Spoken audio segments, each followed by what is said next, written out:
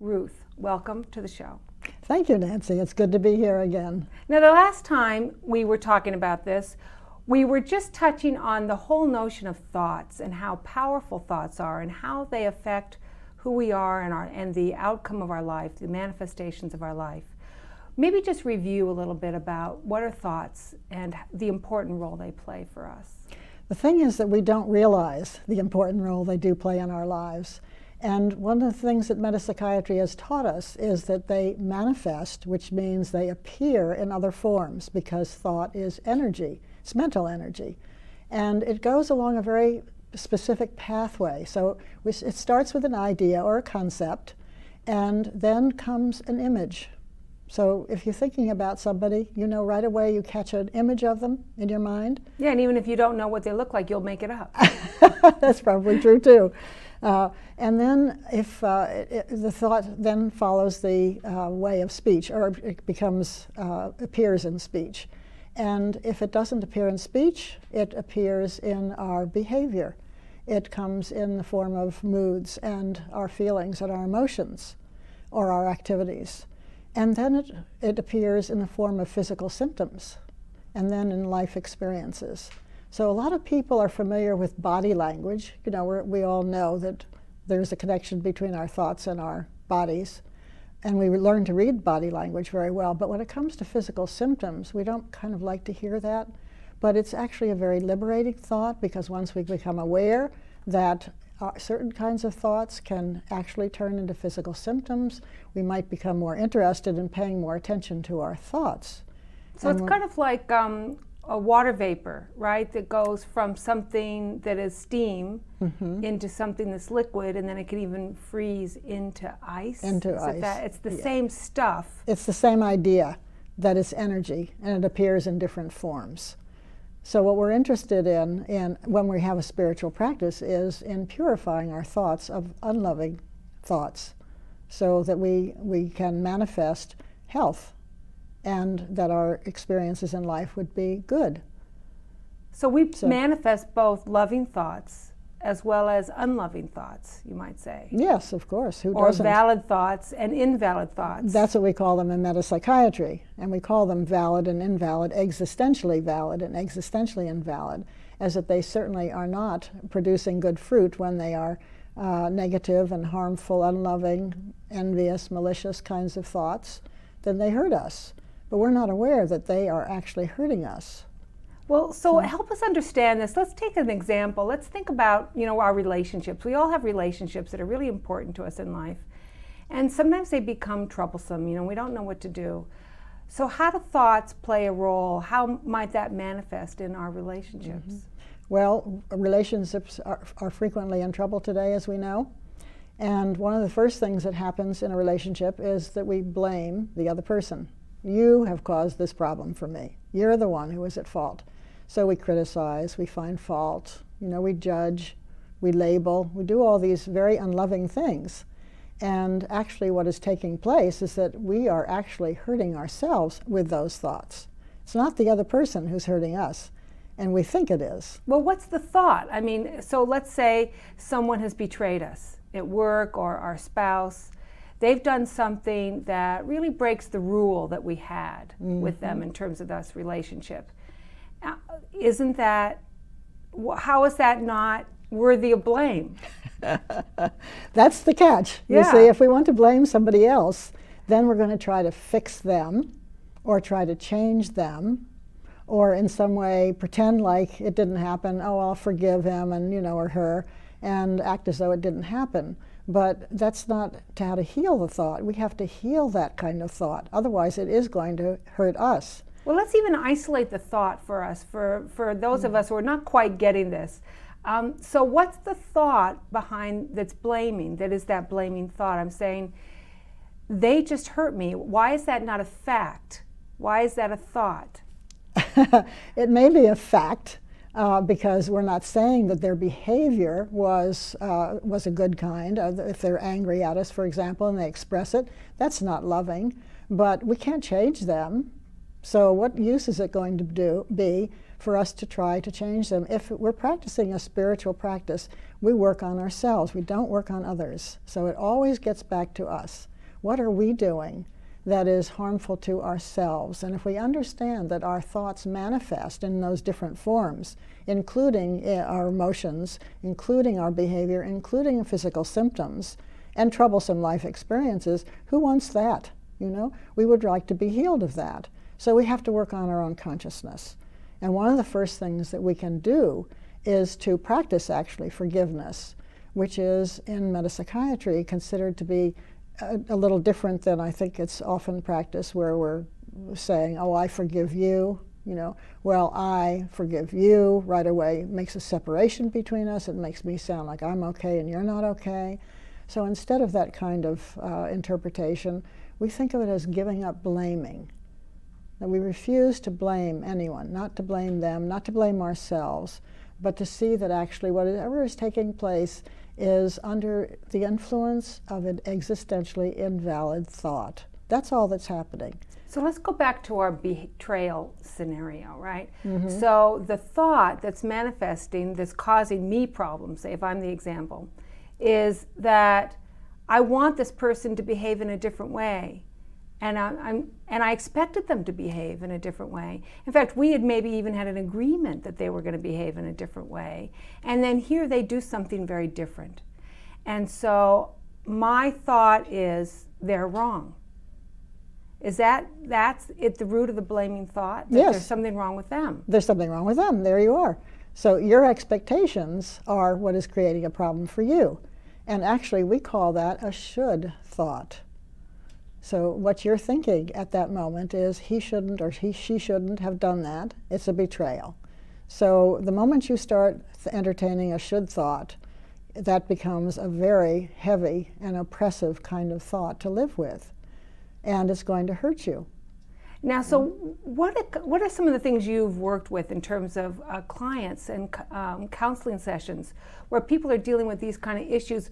What is that transition? Because that seems like such a profound transition between blaming someone and saying, you're the cause of my pain, to acknowledging that it's really a thought, it's really what I want. I'm upset because I want you to be different than who you are. That's a huge shift. It is, and people don't like to hear it at first, and it takes a while. Some people get it right away, and they're suffering enough so that they're willing to change right away.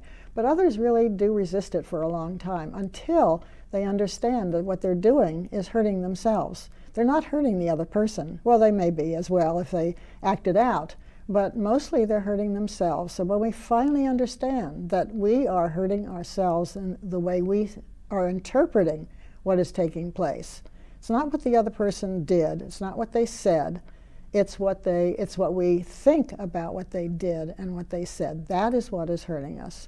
So as Dr. Horry used to say, or often said, that the tormentor is not the other person, it's our thoughts about the other person. That's what torments us.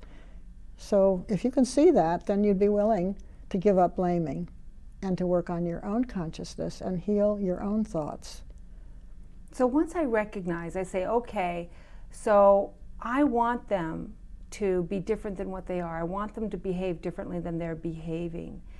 And I may be able to be very self-righteous, right? Yes. And have a lot of backup behind me that it would be a good thing for them to do it differently. Mm-hmm. But the way it continues to hurt me is because there's nothing I can do about that. That's right. I have no power over how they behave.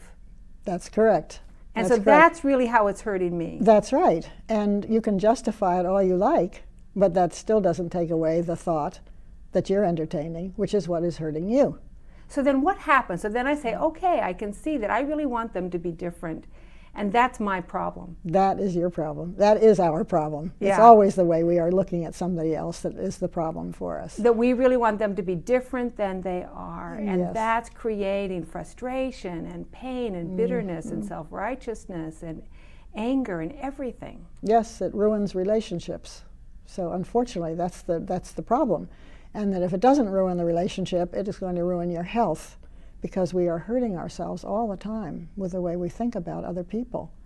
Can you say a little bit more about that? So let's say, so I'm saying this person's really wrong. They're betraying me. They're doing all these stupid things. They're wrong. I'm right. And let's say I hold that stance.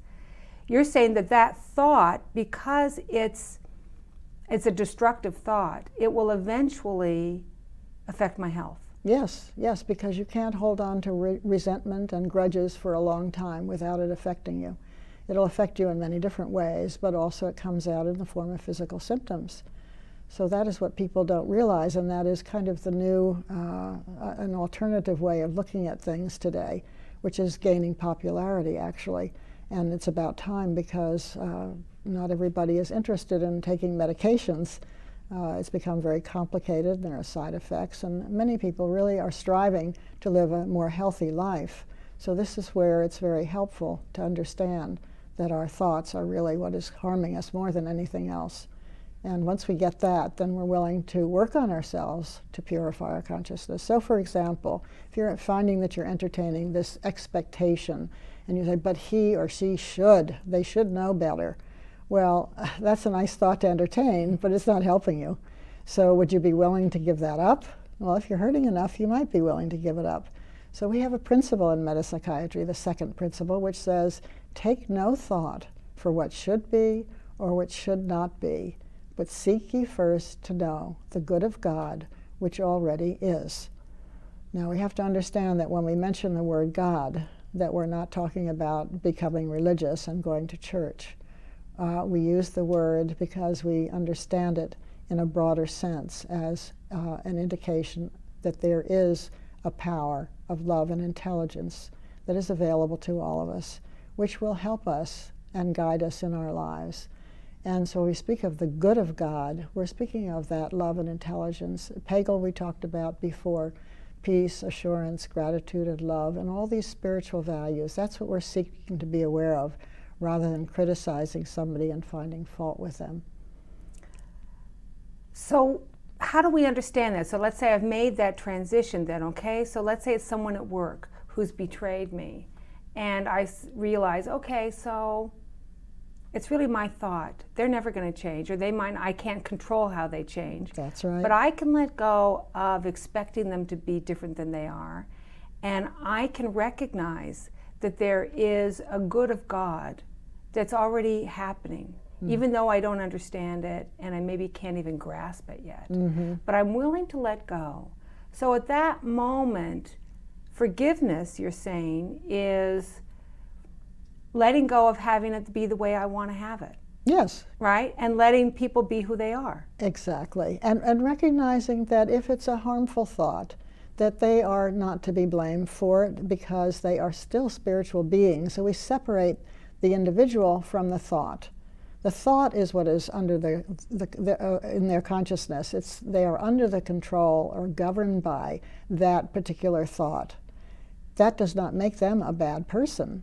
It just makes them an unconscious, unaware individual, not understanding the impact which what they have done or do has on other people. So you can't find fault with people like that. You just have to realize that there's no one to blame here. There's just a thought. The thought is the problem. Okay, but so here I am, I'm still at work, and let's say someone's telling rumors or spreading rumors or saying lies about me or undermining my work somehow. And I let go. I say, okay, I have no control over what you do. I'm just going to stay focused on doing my job.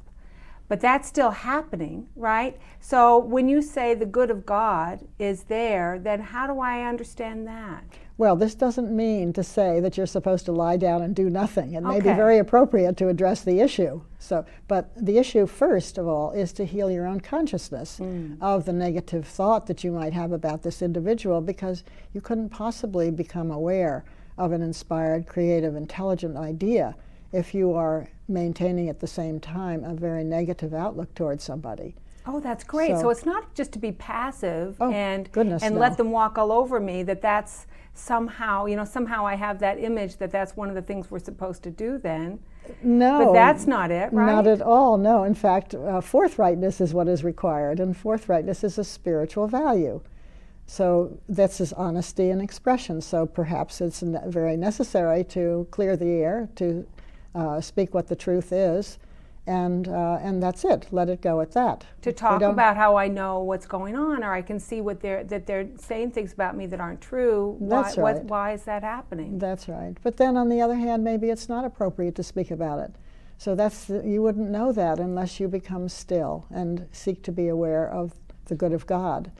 So then we go to Pagel again. So let's remind us about what that is and how that fits into this process. That's a quality of consciousness which we value very highly in metapsychiatry, because it indicates that we're in alignment with reality. We're in alignment with spiritual reality or divine reality. And everything goes well when we are seeking to be in alignment with the essence of our being. And then we do receive the ideas that come that help us to understand the appropriate thing to say or to do. But we don't want to react, and that's the tendency that we all have. We react to everything out of our normal habits of thought. Well, this brings us back to this whole show that we're doing, which is who am I and what is the purpose of my life, right? Exactly. So say what you want to say about that. Well, if you're reacting as a person. So you're interacting in a relationship, self and other. That's all that's taking place. Back and forth it goes. So the communication is only on a horizontal level. There's no divine reality there. There's no God, we could say. There's no omniactive love intelligence. For that, you have to be still. So we catch ourselves reacting and we say, no, wait a minute, this is not the right approach. And sometimes we don't even know that we're reacting. So first we have to see that we're reacting to something. It's really shifting our whole perspective. Instead of seeing that who I am is an individual who wants life to be what I want it to be. Right. Right? We're shifting from that. That's right. To I'm here to be a positive influence in life, to be a positive presence, to let this overarching goodness that is part of all life manifest through me. Yes, but I'd say a beneficial presence, because positive isn't always beneficial. Okay. But beneficial is always positive, actually. Oh, okay. So that's a nice little distinction there to make. But the point is that if we're reacting, that we have to stop reacting. We have to see that we're reacting. Are we aware that we're reacting? We're very often not aware, even, that we're having a normal, natural reaction to something. We often even call it a response. Oh, I responded so-and-so. But that's a reaction. Reactions are based on our previous habits. So they just kind of come out automatically. But what we're saying is that we have a higher level of awareness. We have this ability to respond. So we're taking responsibility for our reactions. We're not to blame for them, but we are responsible. We can see things from a different perspective. So once we catch the reaction, then we say, all right, now we're not going to do that anymore. We can react perhaps quietly. We can be aware of it, but we're not going to act on it, and say, this is when I need to go into meditation now. I need to be still and to seek to understand what is taking place here and what the right response might be. And we'll know that because we'll have some kind of inspired thought when we get into that Pagel state, when we have that sense of assurance and gratitude. That's right. And love, then some inspired thought will come in, and that's what we'll respond to. That's what we do. That's what makes us respond, actually. When we see something very clearly, the response is just so clear, there's no holding back, it's just perfect. It's the right response, the right idea for that particular situation. And the fact that it works is the indication that it is the right idea. And it comes out of a Pagel consciousness, you see. Now this brings into question, so then what is the nature of relationships that we have? I mean, we all want to have an intimate relationship, or we're parents, or we are children of adult parents. We have these incredible, intricate, complex relationships that so often feel like our well-being is dependent on them. And so what's the view that you're talking about that shifts the way we view the relationships in our life and how to behave in them? Well, certainly there's a lot of pushing and pulling going on in relationships, because in the self and other, as we said before, that's what is happening. It's always interpersonal interaction thinking that's taking place. What I think, what they think, and it's just a constant back and forth, trying to figure out what's the right thing to do. But it's all based on, without God. It's based on just self and other. So in metapsychiatry we have an alternative to relationships, which is called joint participation in the good of God. Now that's not easy to understand, joint participation in the good of God. So how could that take place if you're caught in the middle of a relationship? It requires one individual to say, I am not going to do what I always do. I'm going to be still, and I'm going to become aware of divine mind and what divine mind is trying to say to me. Very often divine mind says, don't say what you're about to say, don't do what you're about to do. That's one way you can catch it. Because it's just going to be a reaction. You're just going to make a demand or say something you're going to regret later on. Exactly. And people don't realize, as I said before, when they're reacting. So things ways that we can catch ourselves is when we start to call somebody a name, when we start to label, When we start to make a demand. When we make demands, when we are judging, when we're being critical. It sounds like you're saying that the core problem in relationships is that we expect the relationship to give us what we want. Yes. To be what we want. That we somehow expect the relationship to be there for us. Rather than what? What's the other point of view? How can we understand the value of relationships from another perspective? From another perspective. The value is that they help us to grow spiritually, because we get into so much trouble with this self and other kind of thinking that, and finding out that it doesn't work, that it forces us to say there is a solution here. It's called joint participation in the good of God. That requires, as I said before, one individual to refuse to react and to seek to become aware of the higher mind of our mind and allow for divine ideas to occur that would solve the problem, whatever the problem is. So that's one way of looking at it. I wonder if there's another set of words that you can put to joint participation in the good of God. Is there another way for us to understand that? Yes, actually, you could say there's a difference between interaction and what we call omniaction. So interaction is the interpersonal communication, and omniaction is when the idea is communicated from divine mind directly to consciousness. So we are interested in living in a way that allows omniaction to be present all the time. So that keeps us from getting caught up in interaction experiences. So you're saying instead of wanting a relationship to give us what we want, or that we're here to completely serve another person, which is another way that it could be, that we're really in this relationship so that we can both have a deeper realization of what's really true. That's right. That's right. So we support each other's spiritual growth rather than getting angry at each other for not fulfilling our expectations and not providing the happiness that we thought we were going to get with that person 100% of the time. All of a sudden we realize, no, wait a minute, that's not the purpose of our life. We're here as individuals. Each one of us is being unfolded by God individually. Our own unique gifts and talents are being unfolded. There's no comparison thinking. There's no envy. There's no jealousy. All the rivalry that takes place between partners and in marriage and in parenting and all these things, those are just dissolved when you see your life in a completely different way as being here for God. And each of us is here for God. Every single individual is a divine idea born in the mind of God. Each one of us here to manifest God in the world. So how can there be any competition? How can there be any rivalry? How can there be any negativity?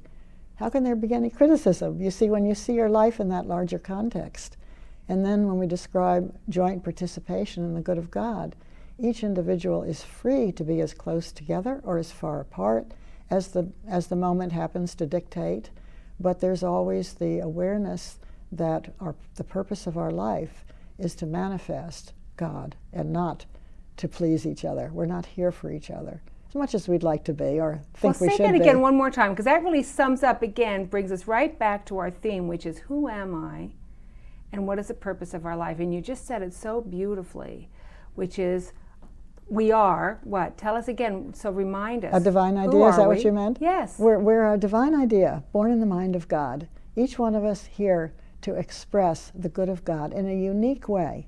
And so there can be no competition, there can be no negativity, there can be no criticism. There is just appreciation of the life form that has the ability to be consciously aware of God directly and to manifest it in the world in a beneficial way that blesses themselves as well as everybody else. Well, on that note, our show is over. You've done another great job of helping us understand the nature of relationships and the nature of thoughts and how that affects our lives. So thank you, Ruth, for being here again. You're welcome. Thank you, Nancy. And thank you for listening. This is Nancy Rosanoff with The Listening Place saying bye for now.